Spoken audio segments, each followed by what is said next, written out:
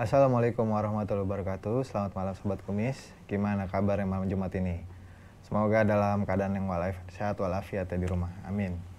Balik lagi bersama saya Owik di podcast Kumis, Kupas Mistis. Acara yang membahas tentang hal-hal mistis di sekitar kita. Kali ini tema kita sekitar pendakian gunung ya, yaitu antara hidup dan mati Arya Sena di Gunung Raung.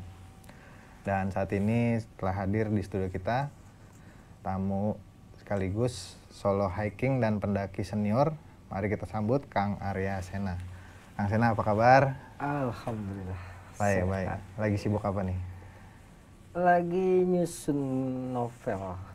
Oh, lagi fokus ke buku nih kayaknya. Lagi fokus untuk menerbitkan banyak judul novel.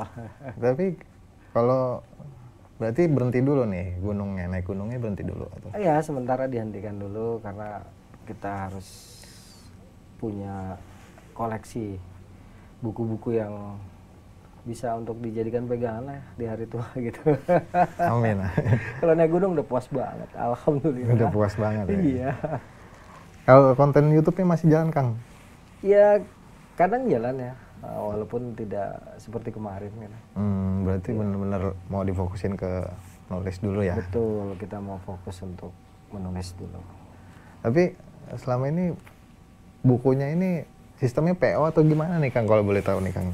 Iya, karena kita self publisher, jadi memang harus PO. Kalau enggak pasti kehabisan. Karena kita dahulukan yang udah transfer. Benar-benar. Iya. Bisa PO di Instagram ya? Langsung di Instagram ataupun ke WA saya biasanya kan. Tapi kalau boleh tahu nih Kang, terakhir banget ngedaki di mana nih Kang? Kemarin 8, 9, 10 Agustus ke Lawu. Oh, baru dong? Baru kemarin, iya. Berarti masih ada nanjak-nanjak ya Kang berarti? Masih. Terus langsung merevolusi gitu ya. Menyadari usia ini udah nggak terlalu muda gitu ya. Pengen ya, di umur 50-an agak slow dikit lah. Kita udah bisa jualan buku. Kalau naik gunung masih bisa ya naik. Berarti ini udah novel ya bentuknya atau ya, novel yang ketiga nih Kang kalau bisa dibilang tuh. Iya, yang ketiga. Yang pertama kan 1001 kisah pendakian, yang kedua yang tentang Gunung Slamet apa itu? Betul, Minta Mantu Anak Manusia. Minta Mantu yang terakhir ini tentang Gunung Raung. Gunung Raung nih yang mau kita bahas nih Kang malam ini nih Kang. Boleh ya Kang ya sedikit ya bocorannya Kang. Tapi ada kepikiran nggak Kang kalau dari nulis novel ini mau sekalian diangkat ke film juga gitu? Kepikiran sih ada ya, cuman kita kembalikan kepada sang pemilik semesta ini. Semoga aja adalah salah satu cerita yang memang diangkat ya. Kebetulan sih kalau untuk Gunung Slamet itu memang udah banyak yang ingin mengangkat ya, tetapi ada sedikit kendala. Dan akhirnya ujung-ujungnya minta dinovelkan juga, baru nanti bisa diproses lebih lanjut. Ya itulah kenapa kemarin saya fokus bikin novel. Ternyata kalau mau difilmkan butuh novel. Akhirnya saya putuskan untuk kalau begitu mendingan gue bikin novel aja dulu. Naik gunung kan gampang selama sehat gitu kan. Iya. Berarti udah ada yang nawarin ya Kang ya untuk dituangin jadi film nih kira-kira ya? Kalau untuk Minta Mantu peminatnya banyak sebenarnya untuk PH itu ya. Tapi ya ada kendala sedikit di teknis. Gitu. Teknisnya itu akhirnya merujuk kepada bentuk novel. Betul. Nah Kang, balik ke tema sedikit nih Kang, tentang Gunung Raung nih Kang. Boleh diceritain nggak sedikit nih Kang, awal mulanya gimana naik Gunung Raung ini sampai ya kendalanya gitu, sampai hal-hal yang mistisnya gitu Kang, boleh? Jadi awal mulanya tuh ya nggak sengaja juga sih ya, hanya saat itu kita lagi santai kok. Gue lagi main gitar di pinggir kali itu pulang kuliah. Udah nggak kuliah sih 2003, udah santai itu udah kerja freelance di beberapa media sama di kantor notaris. Waktu itu gunung yang belum didaki di Jawa Timur dengan ketinggian 3000 itu baru Raung sama Argopuro yang belum didaki. Yang lain udah kedaki semua. Nah, jadi pas lagi nongkrong, anak didik nih pulang kampus dia. Kebetulan dia waktu itu baru kuliah lah ya. Langsung, bang, bete kata dia gitu. Terus, Raung yuk. Dalam hati deh asik nih Raung gitu kan. Raung itu terkenal banget ya dengan cerita yang nggak ada yang enak didengar gitu. Kayak posnya tuh kalau kita naik dari Sumber Beringin, karena ketika itu ya Gunung Raung tidak sefamiliar sekarang.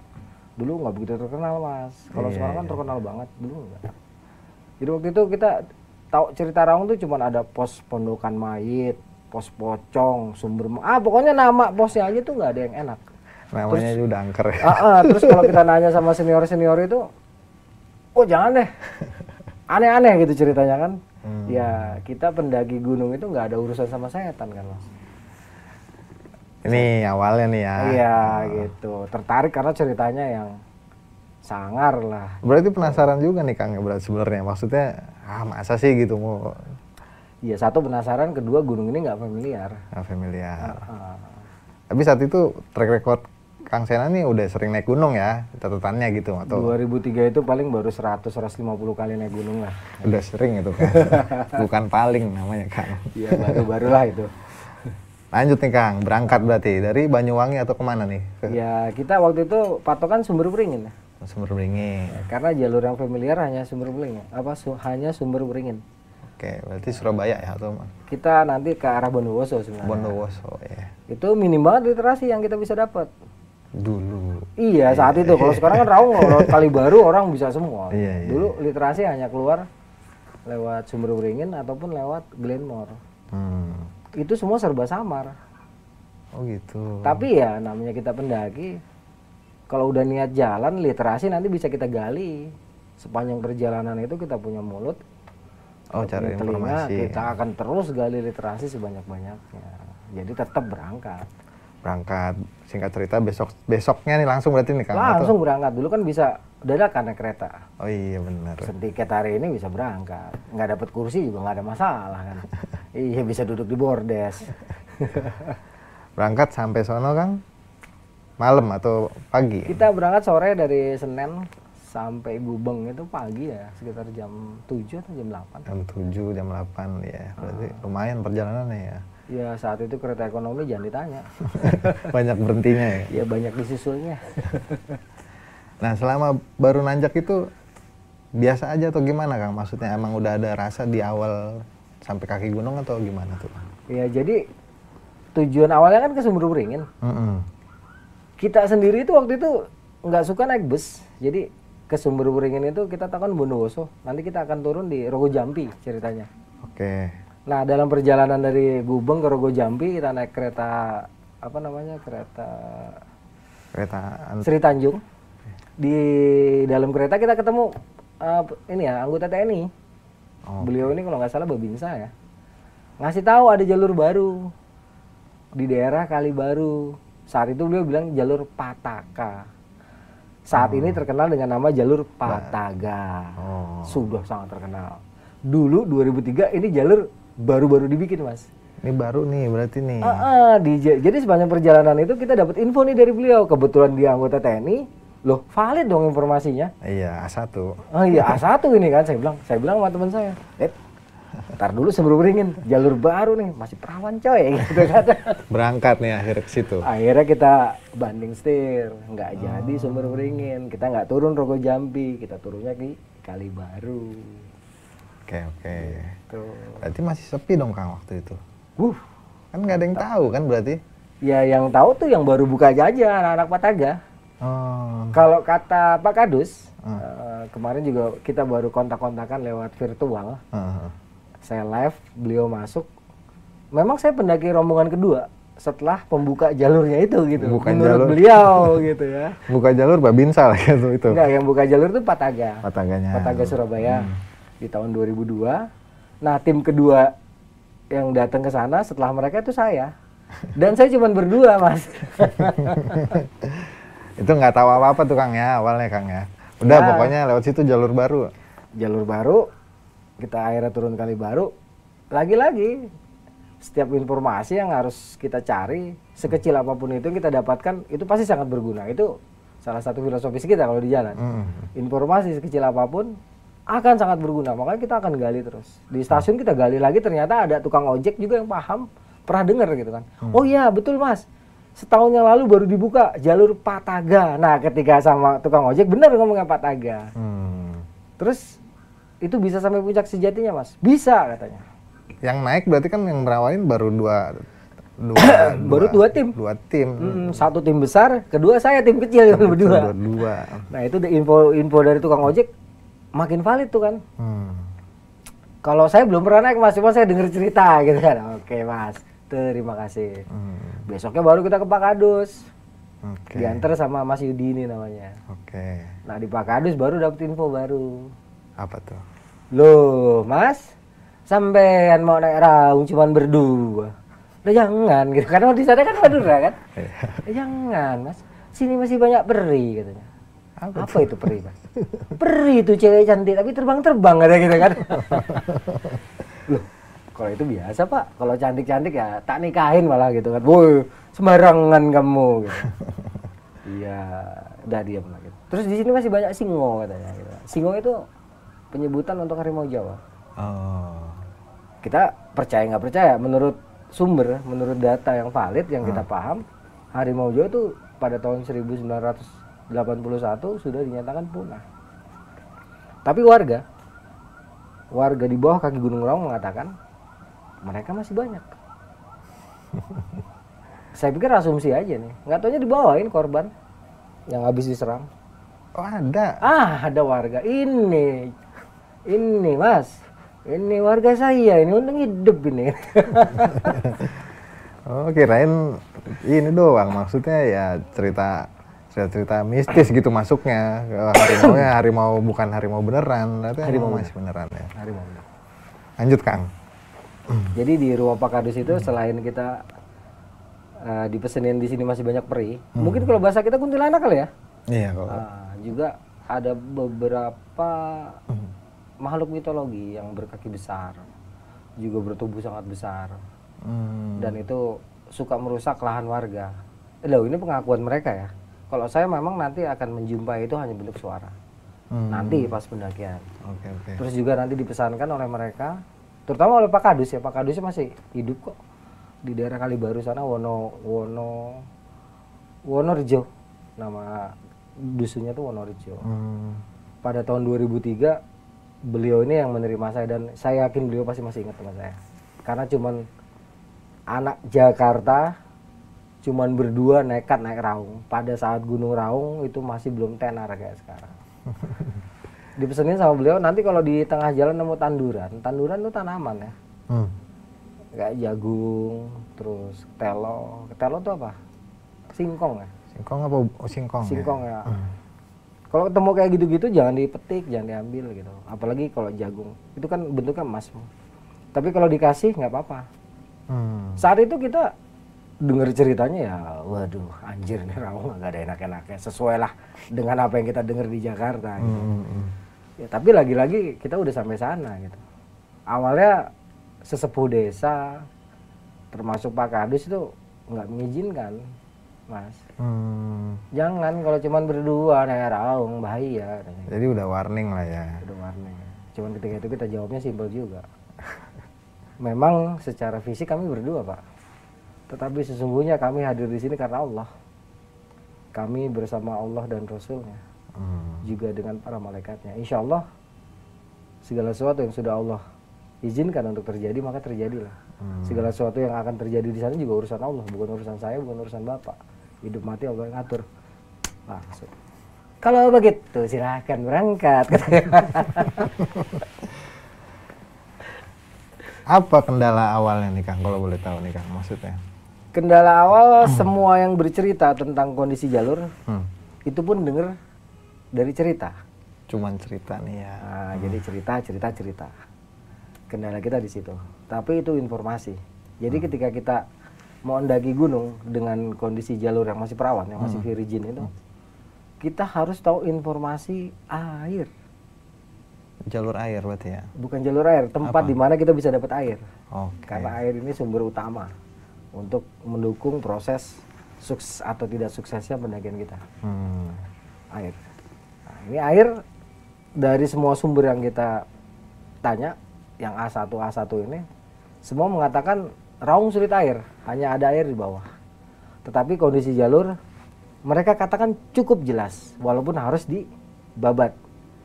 Buka jalan berarti. Sudah ada jalur tapi karena jarang yang naik ketutup. Tutup ya. Jadi kita harus buka.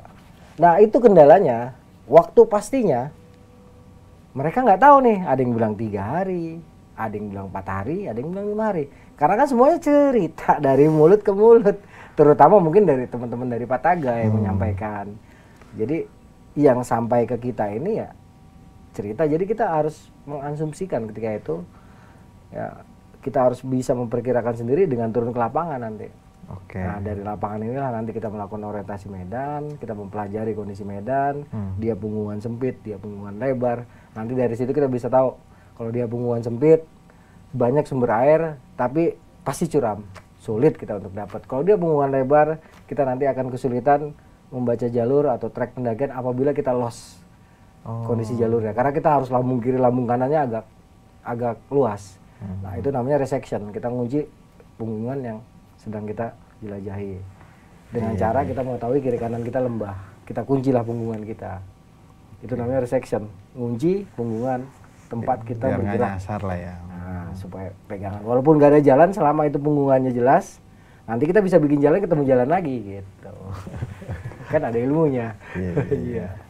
Ini selama pendakian dari pagi ini, apa berangkat dari bawah ini ke atas dari pagi atau siang? Ya, kita waktu itu berangkat sekitar jam 10. Oh, berarti pagi nih. Pagi, diantar sama tukang ojek ke ujung ladang kopi ya. Nah, tidak seperti sekarang yang ladang kopinya udah 3 jam ke atas. Dulu cuma 10 menit, masih sedikit banget ya. Di ujung jalan itu kita nyebrang jembatan kayu, sekarang udah nggak ada. Turun, itu kira-kira ladang kopi sekitar 1 sampai 5 menit, habis itu udah hutan-hutan lagi. Kira-kira setengah jam kita sampai Pondok Pasunaria. Almarhum sekarang beliau nih, tapi pondokan ini sangat terkenal sekarang. Nah di sini kebetulan kita ketemu sama beliau.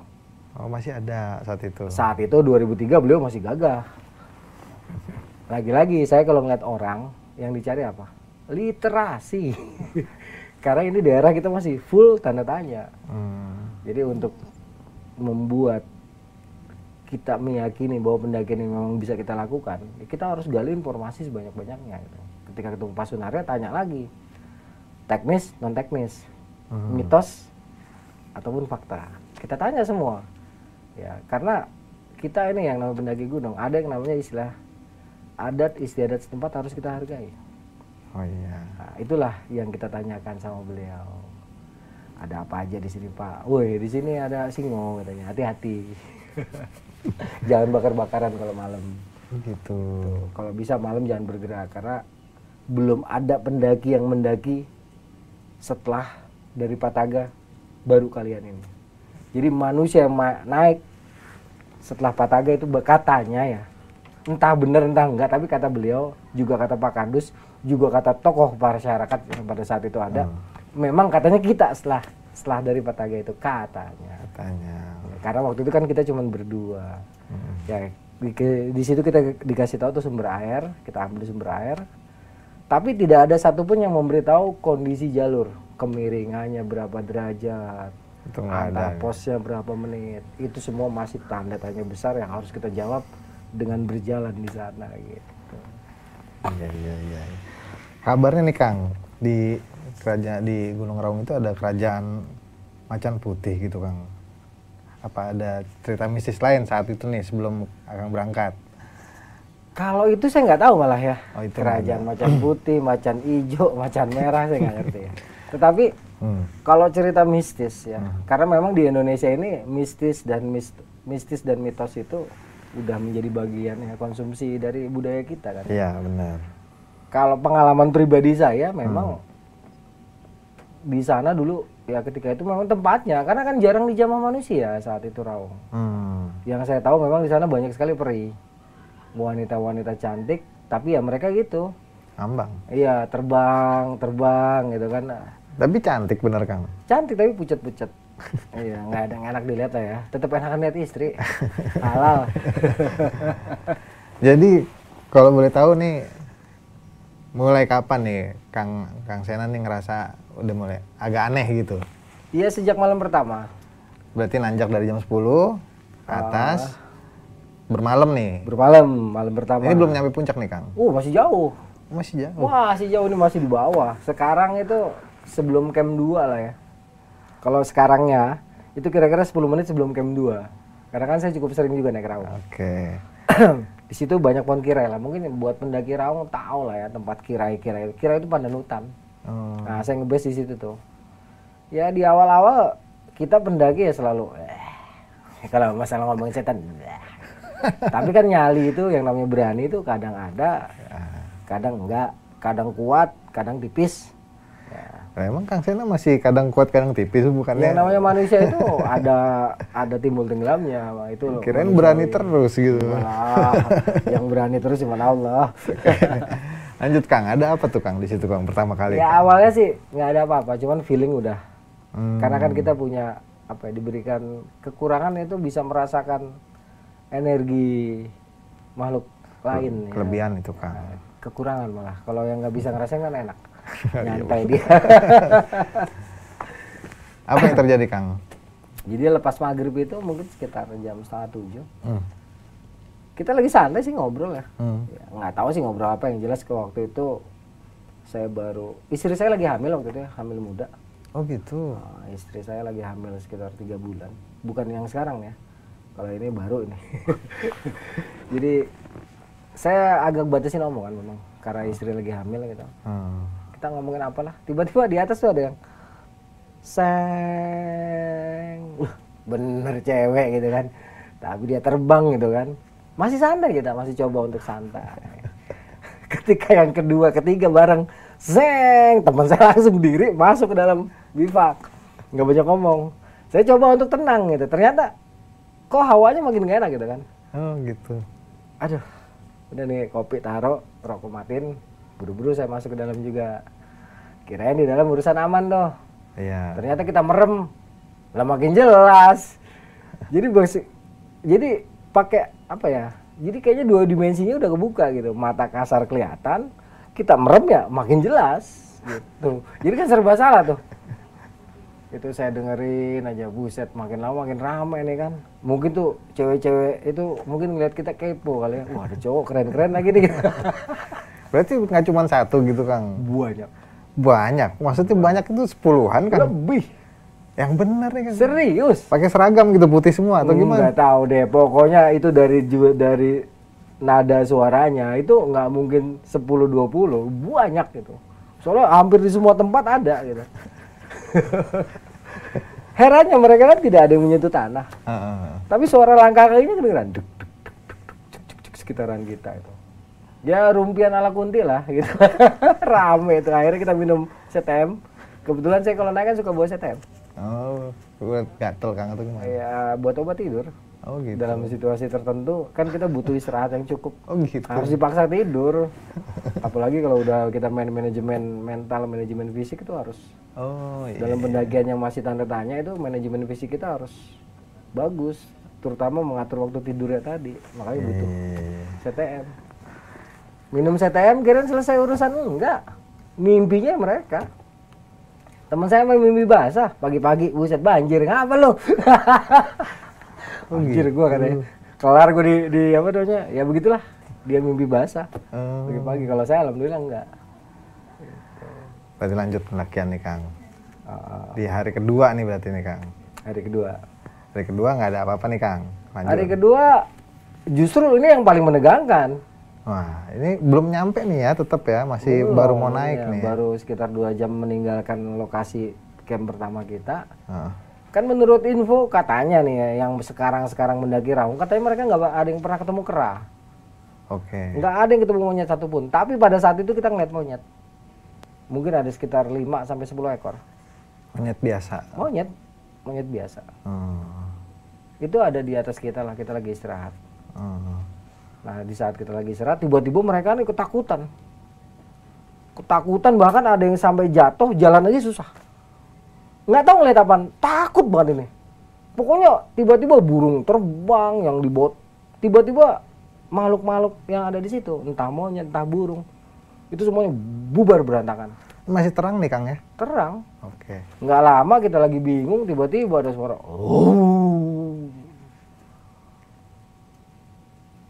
tanda dari alam jelas tuh, hewan semua ketakutan. Itu saya ingat ada 2 ekor monyet jalan kali terkencing-kencing kali dia jalan itu, saking takutnya tuh. Kita baru yang tadinya mereka baru kita ganti, anjir dia nih jawaran sini gitu kan, gemeter kita kan tes gede-gede. Satu-satunya perlindungan paling efektif yang bisa kita pindah-pindahin adalah tas kita sendiri. Oke. Udah tas kita lepas, kita taruh, kita berlindung di tas. Sambil gemeteran kita lihat tuh ke arah tempat asal suara tadi. Apa yang terjadi Kang? Alhamdulillah sih dia kagak nongol. Cuman basah kita semua udah. Basah kencing di celana. Alhamdulillahnya cuman ngaum sekali terus kayak daun semak-semak tuh bergerak seperti ada yang mendatangi kita. Nah di sini satu keyakinan yang saya pegang. Saya baca Salamun ala Nuhin fil alamin ya Sayyidi ya Rasulullah. Salamun ala Nuhin, salam untuk Nabi Nuh. Oke. Nabi Nuh itu yang menyelamatkan hewan-hewan di saat banjir besar. Ya Sayyidi ya Rasulullah, wahai pemimpin umat, wahai kekasih Allah. Saya baca itu bukan karena Nabi Nuhnya, bukan karena Rasulullahnya, tapi karena Allah saya butuh pertolongan.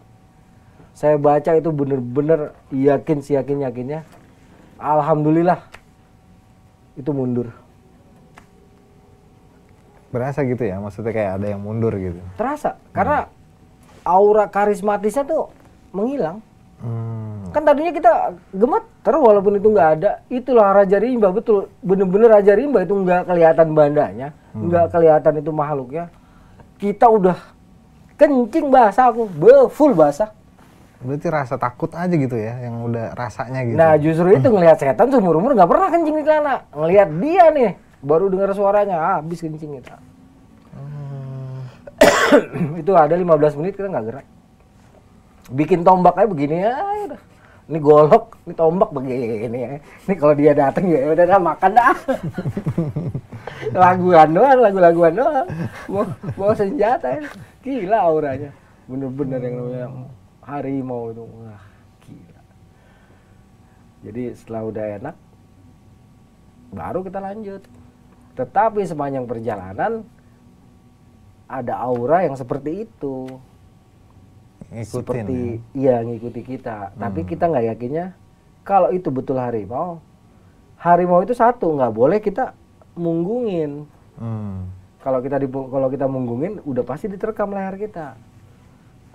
Karena harimau itu mesin pembunuh yang sempurna. Kalau kita adep-adepan masih ada kemungkinan lah ya untuk lawan, bukan untuk menang, untuk lawan gitu. Kalau untuk menang mantar dulu dah, lah dia mah jagonya gitu. Jadi kayaknya tuh bukan harimau beneran kalau yang udah fase keduanya. Tapi itu bener-bener bikin kita keteror sepanjang jalan. Turun nggak mungkin, naik terus masih juga belum kelihatan. Akhirnya kita putuskan ketika dapat tempat tinggi, ada di puncak pegunungan, kebetulan gunungannya tipis. Saya putuskan untuk bikin pertahanan di situ. Ya kayak semacam inilah ya, apa? Pagar lah ya. Nah, pagar kita bikin tombak-tombak gitu, nggak rapet-rapet sih ya. Ada 1-2 lah, cuman antar tombak itu kita kasih tali. Yang bagian depan itu kita hubungin dengan kaleng. Jadi kalau dia kesenggol, kaleng isi batu bunyi. Gitu. Terus yang bagian samping kita isi dengan botol aqua. Kalau itu kesenggol ntar dia juga bunyi gledek gitu. Jadi kita bikin kayak gitu tuh. Sekeliling tenda kita, bukan tenda sih bivak. Ini sebelum mau istirahat nih ya. Iya, sebelum mau istirahat itu. Malam kedua nih berarti nih. Malam kedua. Dan malam keduanya itu kita keteror sama itu aja. Padahal nggak ada apa-apa sih. Cuman kita khawatir, ini kan makhluk nokturnal. Khawatir datangnya malam gitu. Iya. Nah, tapi akhirnya lagi-lagi kita bisa tidur. Ya udahlah. Wong kita udah sampai sini. Udah ada di tengah-tengah jantung belantara Gunung Raung. Tadi kan kita di bawah ngomong, kita kesini bersama Allah dan Rasulnya, udah balikin lagi sama Allah. Kalau emang waktunya mati di sini, mau ngumpet, mau naik sampai ke atas pucuk pohon beringin juga atau pucuk pohon pinus juga mati juga. Gitu. Ya udah, kita tidur malah nggak ada apa. Malah Jadi aman. iya kuncinya tetap di pasrah itu tadi. Ya udahlah, mau gimana lagi gitu. Tapi berarti selama perjalanan besoknya atau 4 hari berarti Kang yang menaik ke atas ya Kang ya? Ya Kurang lebih 3 hari. 3 hari. 3 hari. 4 malam sama turunnya tuh 4 malam. Oh, turun 4 malam. Oh iya 4 hari 4 malam sih. Ada lagi Kang kejadian yang luar biasa gitu di Gunung Raung. Nah ini baru mistis full. Yang bener-bener serem. Berarti udah 2 malam di situ baru kena mistis gitu. Nah, kan kalau kemarin cuma sekedar ini aja ya, Mbak Peri ya. Kenalan. Mbak Peri, teman saya dapat bonus malam mimpi basah gitu. Iya. Di sini sekarang jadinya camp 9. Sekarang itu dia camp 9 sebelum puncak bendera. Jadi bayangin dulu saya bawa keril sampai ke camp 9 sebelum puncak bendera. Saking kita nggak tahu harus ngebase di mana. Gitu. Ada apa tuh Kang di situ? Itu lepas maghrib rencana kita mau kan kita ngebase itu kan ada cerukan dia dinding terjal begini dari tanah ya. Nah kita dapat cerukan kayak gitu kan, wah angin aman nih. Namanya kita kan cuma bikin bivak, kita nggak buat tenda, bivak, bikin dari terpal. Nah di depan kita percis ada pohon melintang bagus buat nongkrong. Nah sore itu sekitar jam 4 kita sampai istirahat. Saya langsung orientasi medan dulu, ninggal temen nih. Lu diam di sini, lu kumpulin kayu bakar, lu masak. Lu mau kemana bang? Gue mau lihat dulu. Masih berapa hari lagi kita? Soalnya cadangan air kita tinggal setengah dirigen. Harus dihitung nih masalahnya. Ya udah lu sini, nih golok pegang. Kalau ada apa-apa kode bahaya, nggak usah ribet, nggak usah lari, nggak usah panik, diem sini. Periwitan kayak, udah periwitan 3 kali gue tahu itu bahaya gitu kan. Teman, kebetulan nih anak didik ngerti lah ya bahasa-bahasa kode lapangan kita. Saya naik kira-kira 10 menit ke atas sampai ke puncak bendera tuh. Di puncak bendera saya ketemu jalur tipis, sekarang namanya Sirotol Mustaqim 1. Karena emang kecil banget tuh. Iya, saya coba turun ke situ tuh. Udah sekitar jam 4:30 kan. Saya turun Sirotol Mustaqim 1 mentok. Saya dulu nggak tahu namanya apa, sekarang dikenal dengan nama Ekstrim 1. Saat itu saya sampai situ aja karena udah sore kan. Saya lihat, saya pegang batunya. Wah, ini mau batuan keras. Yes, kita kan anak rock climbing gitu. Ini mau batuan keras. Nggak usah pakai pengaman juga bisa. Coba naik tek tek tek, orang cuma 2 meter. Sampai turun lagi. Poinnya enak. Ini mau bisa besok. Turun. Balik lagi. Sampai ke tempat kita ngebase itu yang sekarang kira-kira camp 9 atau camp 8, camp 9 dah lupa lah. Pokoknya dia deket sama pos bendera tuh, puncak bendera. Itu udah menjelang maghrib. Oke. Nah itu api unggun udah siap tuh teman, anak didikku, si Lando namanya. Nasi udah mateng, kopi udah siap. Gimana bang? Besok bisa udah. Tinggal tuh di atas masih ada 1 punggungan. Gua nggak tahu tuh di balik punggungan itu apa. Nah sekarang baru tahu namanya Sirotol Mustaqim 2. Gitu. Yang saya tunjuk itu namanya puncak 17. Puncak 17 ya. Nah habis maghrib santai nih di batang kayu itu lagi ngerokok ngopi, ada suara kring kring kring, kaget dong. Sepeda nih. Sepeda berdua sama temen nih, siapa yang main sepeda di sini gitu kan. Itu langsung nyeletuk itu, siapa yang main sepeda, kring kring kring kring kring, tengak tapi masih cuek tuh, belum bagol pala belum. Nggak lama, ada orang mainan gas, motor, entah ereking, entah ereka, entah Horseman, pokoknya 2 tak ya. Makin bingung lagi nih,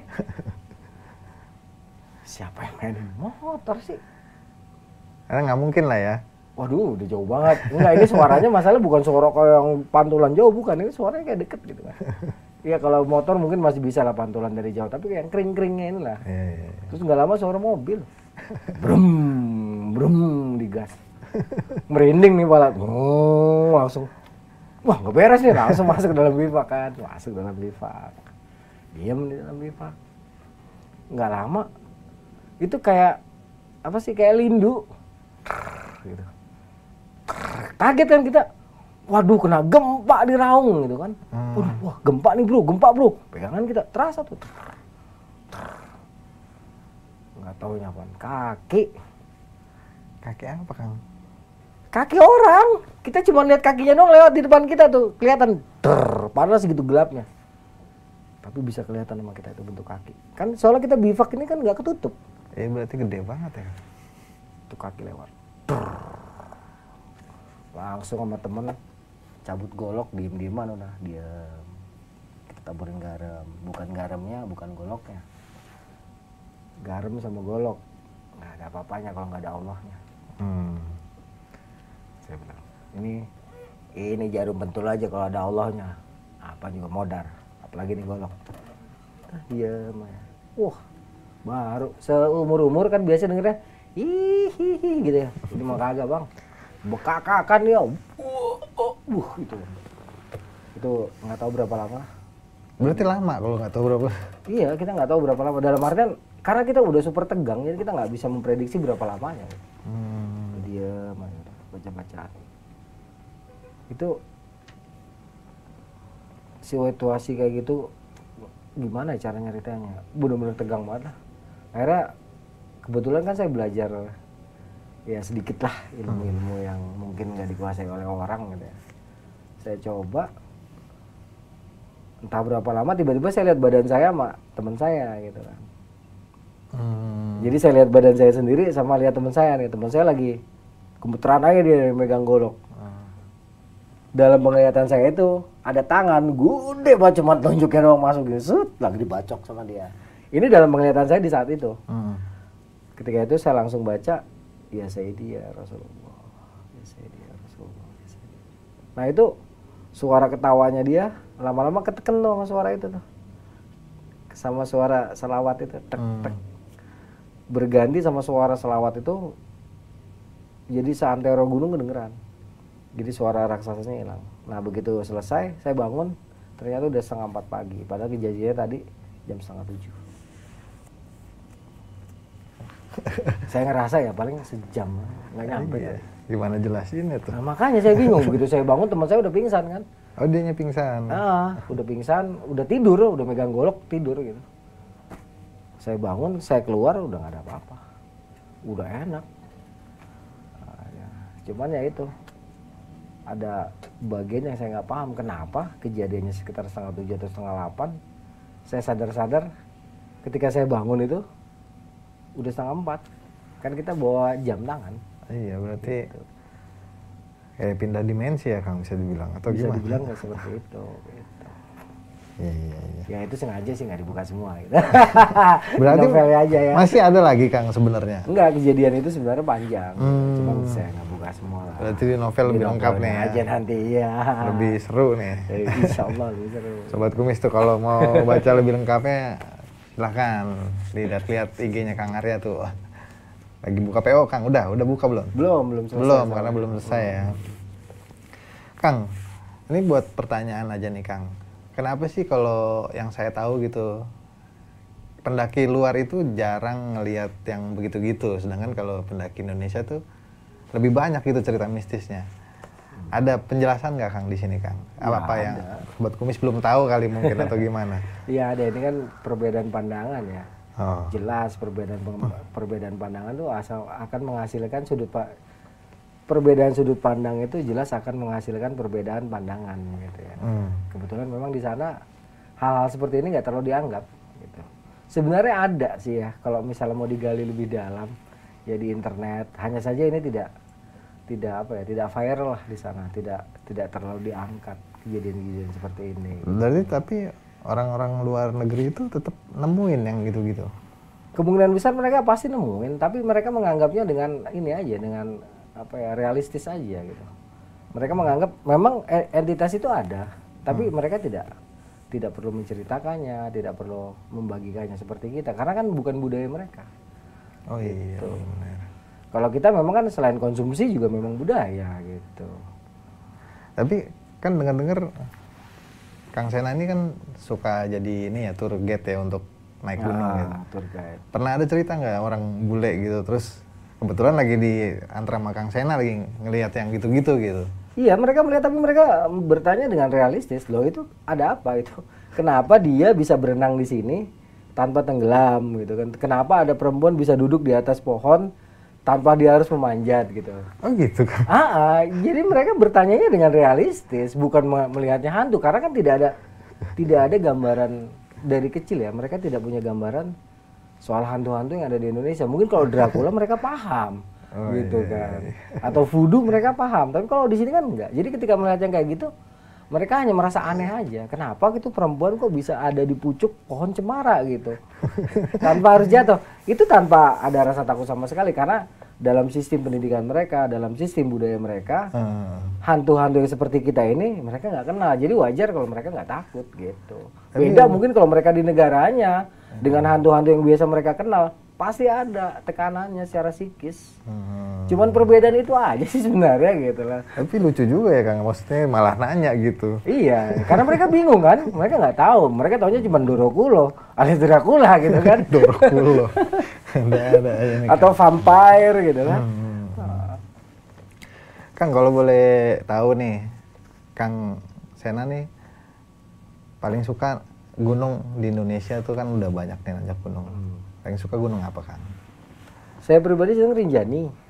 Rinjani paling bagus ya Kang? Iya, Rinjani itu lengkap ya, ada sabana, ada stepa, ada danau, ada gunung baru jadinya, lengkap lah. Kita di sana bisa. Ada air panas banyak, dia itu gunung terlengkap. Kalau yang sementara ini saya tahu gitu. Iya. Tapi kalau yang pertanyaannya yang paling mistis nih Kang? Nggak ada. Kenapa Kang? Karena kita nggak kenal tempat mistis. Tapi kalau kejadian mistis ada. Oh gitu. Jadi harus dibedain nih. Oke, berarti pertanyaannya kejadian mistis yang paling banyak di gunung apa nih Kang? Kalau kejadian mistis paling banyak di Gunung Salak. Oh malah deket ya Kang? Iya, Gunung Salak. Tapi kalau ditanya tempat angker sama tempat mistis, mohon maaf, nggak ada. Oh, tempat kumis nggak ada. Oh, buat Kang Sena mah. Nah, balik nih Kang. Banyak berita tentang beredar orang hilang di gunung. Itu kalau kita mau telaah lebih lanjut itu karena emang kena jin atau gimana tuh Kang hilang begitu Kang? 99,99% human error. Tetapi yang paling enak dibahas adalah sisi mistisnya. Karena kalau kita bahas sisi teknisnya, itu kurang menjual. Sebab banyak orang Indonesia yang tidak paham teknis pendakian. Jadi ketika kita membicarakan lewat teknis, dari sisi teknis pendakian, human error jarang yang nonton, nggak bisa viral. Tapi kalau kita bahas dari sisi mistis, di mana hampir seluruh lapisan masyarakat Indonesia paham, rame. Yakin Mistis, begitu Kang? Pasti, mistisnya diangkat, baru sisi pendakiannya diangkat. Kalau nggak mistisnya dulu diangkat, dia nggak akan naik beritanya. Itulah cerdasnya kita.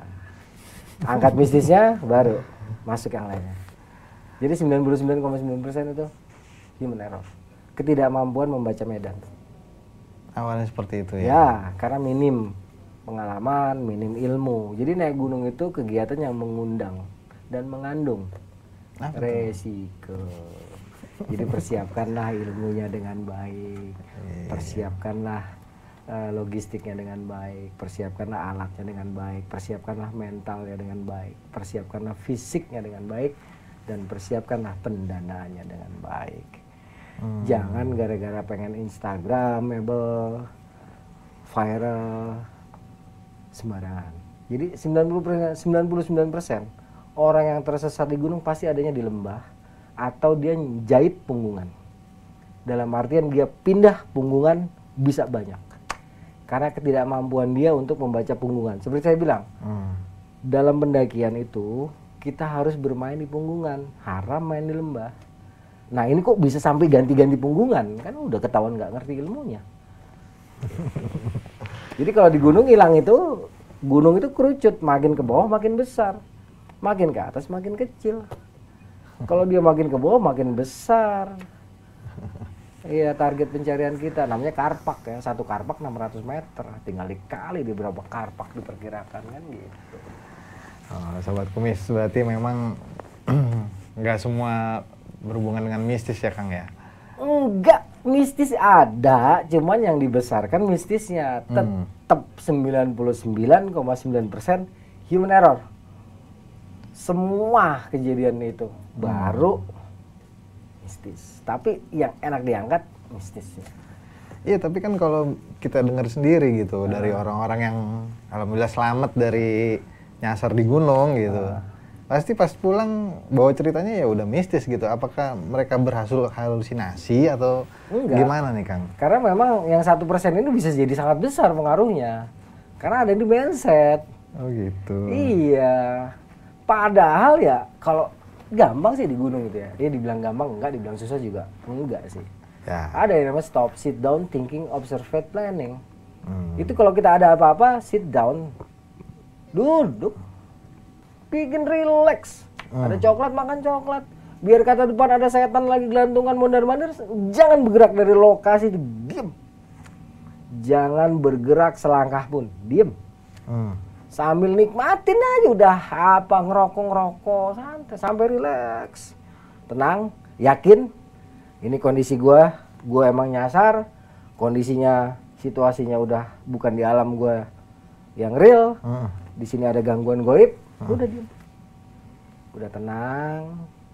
Kalau udah tenang, yang tadinya bego jadi pinter. Kalau nggak tenang, yang tadinya pinter jadi blow on. Nah, ini perbedaannya harus bisa dipegang. Kalau udah tenang, sedikit ilmu yang kita punya kepake. Kalau kita nggak tenang, sebanyak apapun ilmu yang kita punya nggak ada yang kepake. Makanya tenang dulu timbulin. Kalau udah duduk tenang, ya berpikir. Ini kok aneh, ini pohon dari tadi di sini, ntar di sini, ntar di situ, ntar di sini, ntar di situ. Kan udah tenang pikiran.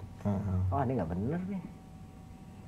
Ini kok ada makhluk bolak-balik begini gitu kan. Ini halusinasi apa nyata nih? Kalau udah tenang kelihatan. Oh, ini emang gangguan jin. Sebab jin itu memang ada diciptakan Tuhan. Berlindunglah saya dari godaan jin. Apa yang saya bisa baca? Anas boleh, Falak Binas boleh, ayat kursi boleh. Udah tenang, pikir udah jelas, wah nih, gue emang gak boleh kemana-mana nih. Tunggu sampai pagi dulu deh.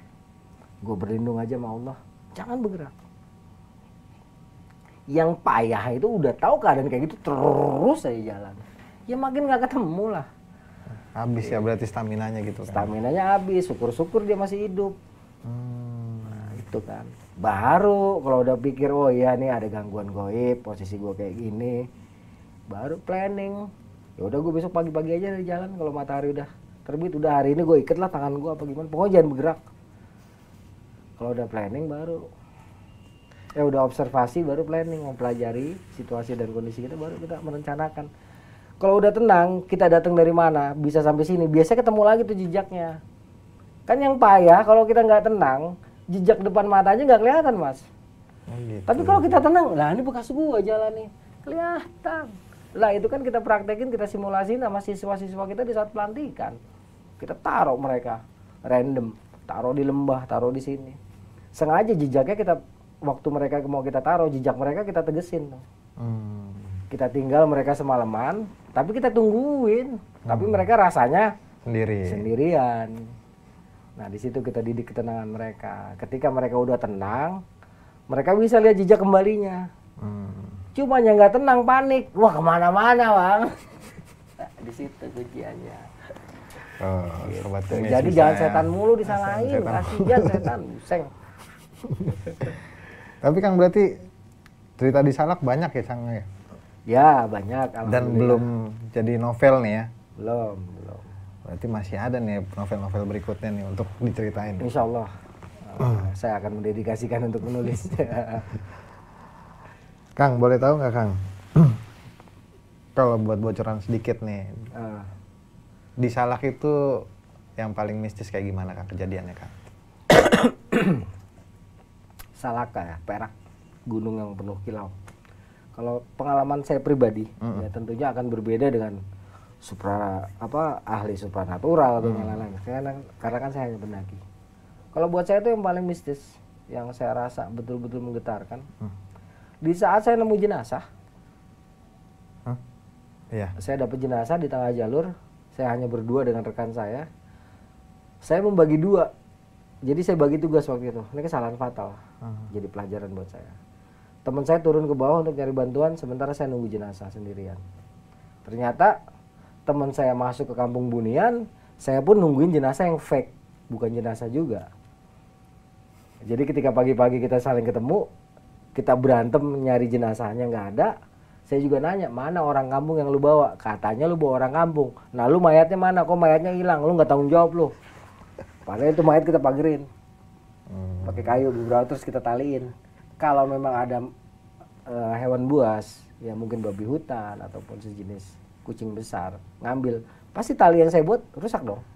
Tapi ini nggak ada bekasnya, bahkan bekas ada jenazah aja nggak ada. Ketika kita turun ke bawah nyari orang kampung yang kata teman saya bawa juga nggak ada. Itu sebab di saat nungguinnya itu, masya Allah, la ilaha illa anta subhanaka inni kuntu minaz zalimin. Bayangin saya nungguin jenazah sendiri-sendiri di tengah Gunung Salak, teman saya turun nyari bantuan. Itu kan nggak boleh. Harusnya kita berdua di situ tunggu jaga jenazah sampai pagi, besok pagi baru kita turun sama-sama, jenazah kita tandain nih ya lokasinya, baru kita sama-sama turun. Enggak, ini malam kita memisahkan diri. Nah tuh lanjut ntar di novel ya atau enggak? Iya. Kayaknya ini cerita sebelumnya kan yang di situ juga ya, yang kita bahas kumis sebelumnya kayaknya deh. Banyak kalau kumis yang sebelumnya, kebetulan Salak kan random banget waktu kita Random bahas banget ya, benar, Nah, itu kan kejadian tahun 94. Oh lebih Saya muda kan lagi. naik Gunung Salak itu ya mungkin baru sekitar 150 kalian lah, kurang lebihnya gitu. Udah kebanyakan Kang. Kang, terakhir nih Kang, ada nggak tips dan trik nih buat para pendaki gunung yang baru, buat sobat-sobat kumis di rumah gitulah maksudnya. Kang Sena kan termasuk pendaki yang udah lumayan berpengalaman lah untuk beberapa medan yang agak sulit atau agak mistis sekalipun gitu. Ada nggak tips dan trik sarannya gitu? Kalau nggak kata-kata terakhir untuk sobat kumis. Ya. Mudah-mudahan bermanfaat ya. Oke Kang. Jadi seperti saya bilang tadi, ini kegiatan yang mengundang dan mengandung resiko. Ya, jadi jangan pernah remehkan persiapannya. Yaitu siap mental, siap fisik, siap alat, siap logistik, siap pendanaan, juga siap dengan ilmunya. Sebab tidak ada yang namanya pendaki hebat, yang ada hanya pendaki terlatih. Jadi ingat, nggak ada tuh yang namanya pendaki hebat, nonsen. Yang ada hanyalah pendaki terlatih, melatih ilmunya, melatih egonya, bisa bekerja sama secara tim, melatih dirinya untuk bisa melakukan pendakian terutama fisik gitu kan, melatih untuk mengatur keuangan, juga yang lain-lain yang berhubungan dengan kegiatan ini. Intinya tidak ada pendaki hebat, yang ada hanyalah pendaki terlatih. Latihlah dan belajarlah dirimu gitu. Oke, baik, demikianlah obrolan kita seputar misteri tentang pendakian gunung Kang Arya Sena sebagai seorang solo hiking atau pendaki senior ya. Semoga ada pelajaran dan hikmah yang bisa kita ambil dalam obrolan ini. Sekali lagi terima kasih Kang udah mampir ke sini dan cerita-ceritanya seru banget ya. Masih banyak sih. Masih banyak ya Kang. Nanti dilanjut deh Kang kalau enggak. Baik, terus update tentang kumis kupas mistis tiap malam Jumat di Transvision Official karena selalu ada kisah mistis di setiap episodenya. Saya Oik undur diri. Assalamualaikum warahmatullahi wabarakatuh. Salam kumis.